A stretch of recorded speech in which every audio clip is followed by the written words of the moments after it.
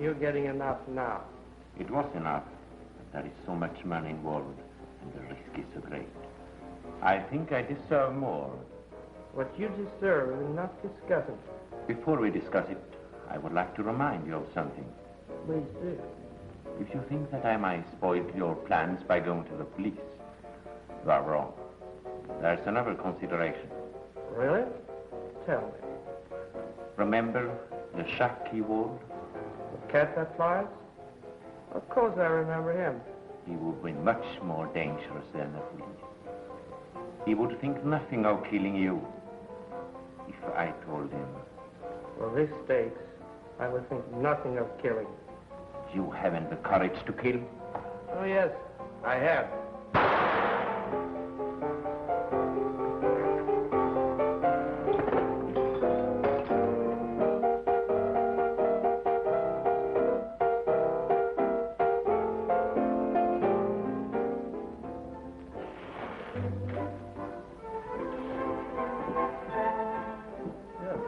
Fix it for you tomorrow when you come back, sir. Thank you. Oh, bonjour, Monsieur Cannon. Welcome back to Paris. I expected you 2 hours ago. Our train was delayed near Stuttgart. Do you have any German coins? Yes, why? I say German coins. I know. Any country. My office call? No, sir, but some man left you a message. Who? A little boy. Little boy?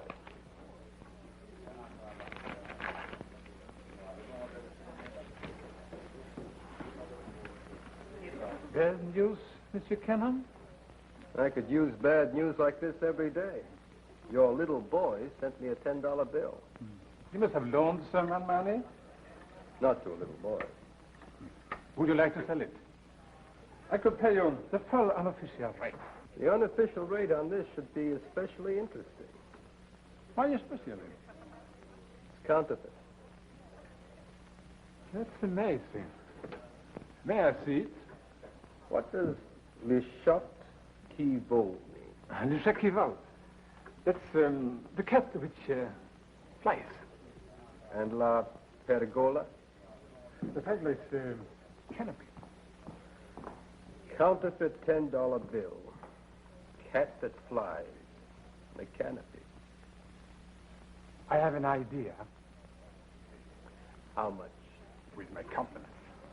There's a little nice cafe, a bistro, called La Pergola. Where is it? In the Existential district. Well, that sounds like a possibility. And what about the flying cat? There would be 2 ideas. All right, send my bag up to my room. I think I'll try your hunch.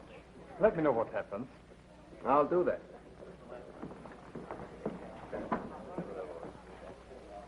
Helen! Good to see you. Hello. I thought you were in Saudi Arabia. Oh, that was last night. How are you? I'm fine. Did you come all the way back just to keep our date? Our date? Our date for dinner. 3 weeks ago. What was it this time? A prime minister or a prima ballerina? How about lunch? I don't trust you. No. I promise I'll come right back. Good. Ask me then. Nothing can keep me away. You know, if I were a betting woman, which I'm not. You'd lose.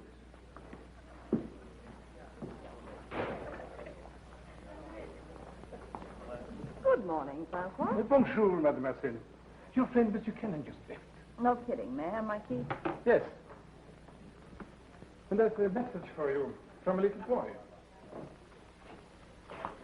A little boy about 6 foot tall, black hair. This was a little boy. He also left a similar envelope for Mr. Cannon. $10. He must have been a playboy. There was something written on the bill of Monsieur Cannon. He shut Duval. And La Pergola. Yes, that's right. What does it mean? La Pergola is a bistro in the Existential district. Is that where Mr. Cannon went? I believe so. Sounds kind of crazy. I think so, too. So crazy that I think I'll go there and find out. The worst that can happen is Mr. Cannon has to pay for my lunch.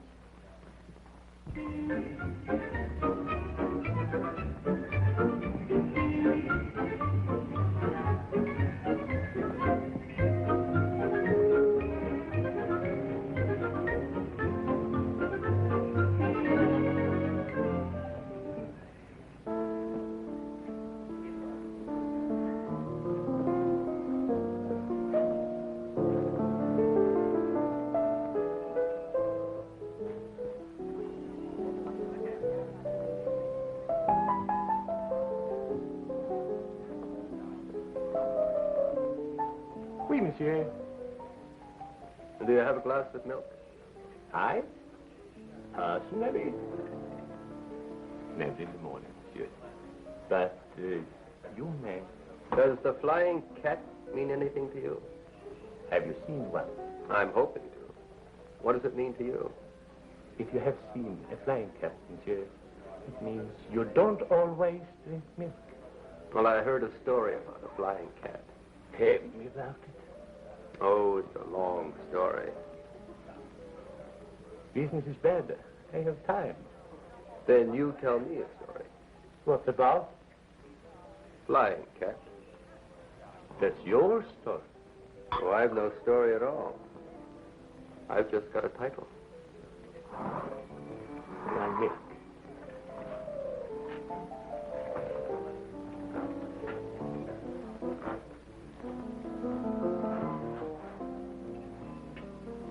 Would you care to join me In a drink? in a game? Do you play pinball? Not part of my daily routine. It's an interesting machine. I come here every day to play on it. I'm an expert. Would you like to play against me? Oh, not after that build-up. We could play for low stakes. Say $10. This $10?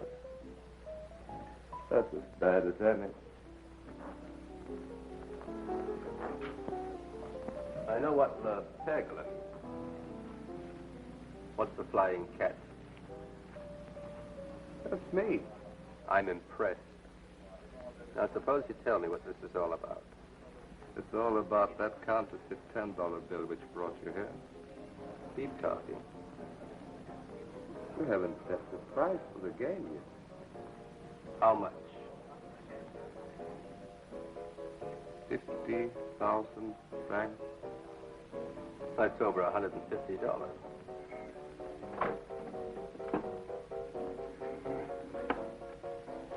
Real dollars. Why should I play? Because if you lose, you pay me 50,000 francs. And I tell you where that counterfeit $10 came from. I like to save money. What if I should win? If you win, you pay me 50,000 francs, and I tell you where that counterfeit $10 bill came from. And why do we have to play? Because I like the game. $150 is a lot of money, even if you say it fast. $3 million is a lot of money, even if it's counterfeit. That makes a good newspaper story. It's not as phony as this $10 bill. You pay me when you heard the story. All right, go ahead. Having fun? Well, what brings you here? $10 bill, same as yours. Meet our benefactor. What is this, a press conference? What's this all about? Oh, I'm playing against him for $150. Oh, well, that's a reasonable sum for a pinball game. Count me out. I'm throwing in some information.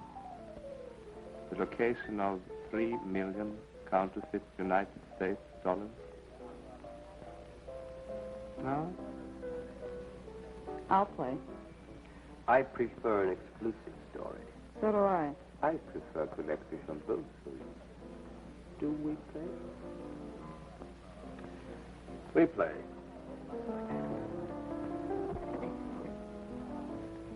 During the war, the Nazis made some plates for counterfeiting American dollars. Secret agents use them. 27,000. One ball, that's good. Even for me. Yes. The secret agents. Parachutists, etc. They were very good. Counterfeit. Like this? Oh, please. 18,000? Oh, it makes 46. 45. Don't cheat. Have it. After the war, some other unscrupulous elements, of which I was one, obtained some of these plates. I remember they flooded Europe with these counterfeit American bills. We did. And 22, that makes 68? Correct, Monsieur Cameron. Correct. The police became interested. Plates were found and destroyed. Triumph of law and order. Money was found and put in a drawer. Well, this is all very interesting. Haven't you left something out? Have I? Why have you contacted us? And don't tell me it's to cooperate with the press. I contacted you because I wanted to use you. How? Very simple. To publish the story and convince the authorities, you have to prove the money really exists. Once you have done that, the continent will be alerted and no one can pass it. Including you. Including if I had the money. But I haven't. I just know where it is. Oh, I see. We go after a story. Stir up a lot of trouble for the men who have it. And they kill us. And then they either pay you off so that you don't send any more newspaper people, or they take you in with them. That's one possibility. What's the other one? They kill you, and then they decide not to take me in with them after all. That's the chance I have to take. It's impossible. Why is it impossible? We discovered the plate for over 4 years ago. Destroyed. We know the plates were destroyed. We're talking about the money. That's impractical. How could they make the money without the plate? The money was made before the plates were discovered. Probably years before the plates were discovered, when the Germans still had them. But we discovered the money and destroyed it. Well, not all of it. Have you seen any of them around? Oh, here's one of the bills. One bill. I have one, too. 2 bills? But there are more of them. Have you seen them? No, but we can tell you where they are. Where? Stall 57K at the flea market. Huh? Stall 57K at the flea market. The flea market. It's really a romantic notion. I heard you can buy anything in the flea market, but never counterfeit American $10. You don't believe us. I believe that you are sincere in your belief. But the authorities must be a little bit more skeptical. I could tell you stories about the Poles that we have had from time to time. Don't bother. Come on, Helen. Goodbye, Monsieur Clare. Goodbye. Wait a minute, Bob. What's the use?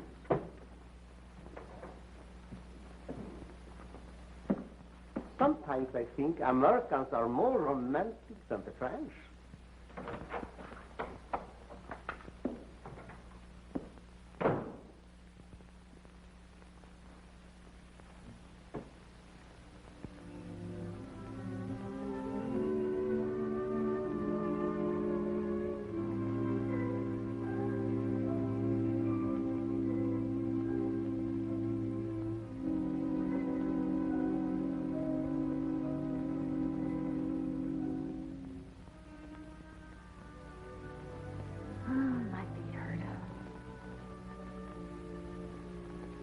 Would have been a good story. Would have been a great story. Oh, there's no point in putting our heads in the lion's mouth. Of course not. You think that pinball player was telling the truth? If he wasn't, there's no story. And if he was, it'd be suicide to get caught in the middle of a gang war. Without police protection. And the police don't believe it. Maybe they're right. Oh, I guess they are. They know more about these things than we do. Sure, they're specialists. Guess they are. They've been doing it for a long time. They know what they're talking about. Maybe we were just carried away with the idea of the story. Yeah. Would have been a good story. Would have been a great story. What are you going to do now? Oh, call it a day, I guess. Me too. You like to walk back to the hotel? No, I think I'll go back to my office. I think I'll go back to mine. Would have been a good story. Yeah.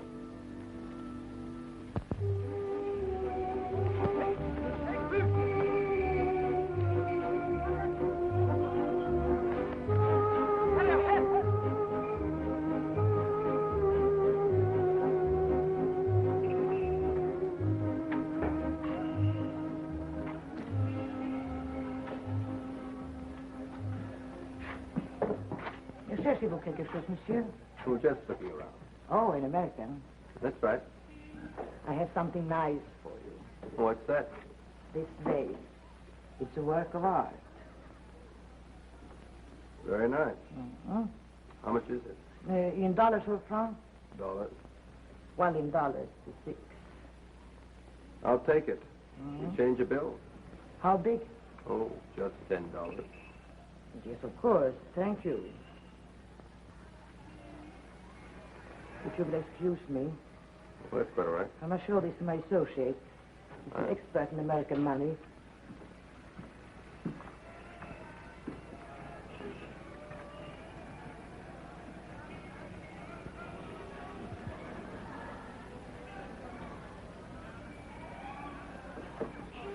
Good afternoon, Mr. Cannon.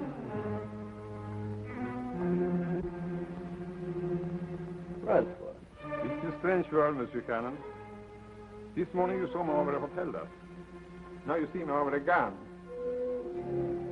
Please, step into the back. Now it all begins to make sense. What do you deduce? The count of the $10 bills weren't meant for me and Miss Davis at all. It's to show you that you could expect trouble. You didn't count the football player into your little game. Victor was very clever. Oh, is that his name? Yes. I was quite shocked to see you remove the $10 bill from the envelope. I can imagine. How do you expect to pass the money? Through the hotel. There are so many Americans stopping there. You going to count Victor in? Victor will be taken care of in good time. The immediate problem is you. It's no problem. Oh, yes, I am. You shot me. How would you explain the noise? We could say she was cleaning one of the antique pistols. It wouldn't be necessary to use a pistol. What about my body? The flea market is only open from Saturday to Monday. We could keep you here for 48 hours. I think we can stop joking now. You're forgetting Miss Davis. Miss Davis? Yeah, she was with me all day. You know that. She got the story the same time I did. As a matter of fact, if she doesn't hear from me within 20 minutes, she's going to call the police. I'm forced to believe you, Mr. Cannon. I know you are. Can we make a deal? What kind of a deal? Why didn't you tell me about that woman? I didn't think of her. We're going to get out of here. Be quiet. We still have 20 minutes.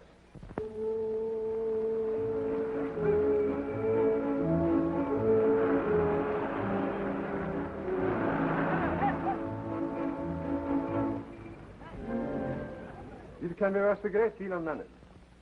You can even help us bet it. An American with American money is never suspected. Where is the money? There is a storehouse under the hotel.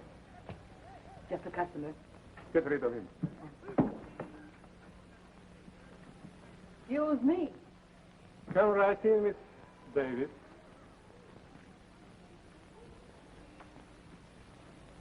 Of all the times to make it interesting.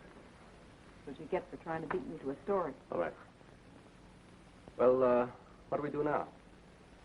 I will decide that, Mr. Cannon. What about that deal we were just talking about? I would really like to put it into effect, but I'm afraid I couldn't trust you. Well, maybe we can work it out this way.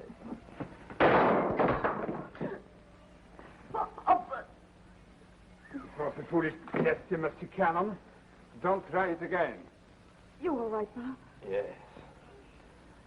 Guess it doesn't make much difference. Of course it makes a difference, Monsieur Cannon.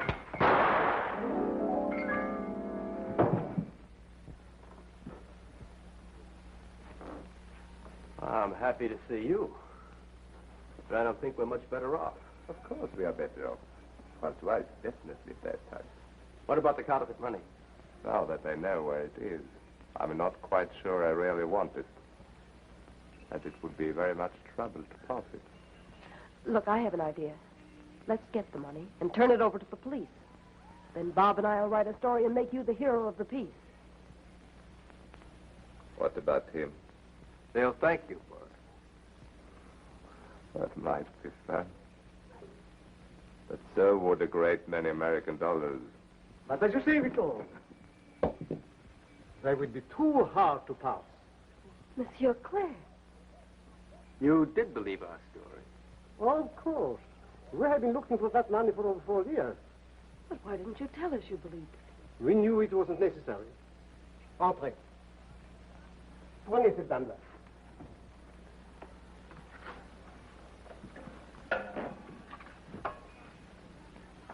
Goodbye, Mademoiselle Davis. Monsieur Cannon? Oh, wait a minute, Victor. Yes? You're just about to make a decision when Monsieur Claire came in. I was. One way, you're going to turn the money over to the police. Be a big hero. The other way, you're going to keep it and kill us. Which were you going to do? You know, Mr. Cannon, I'm quite sure that Monsieur Claire will see to it that I have many years to think it over. And I'll probably never know.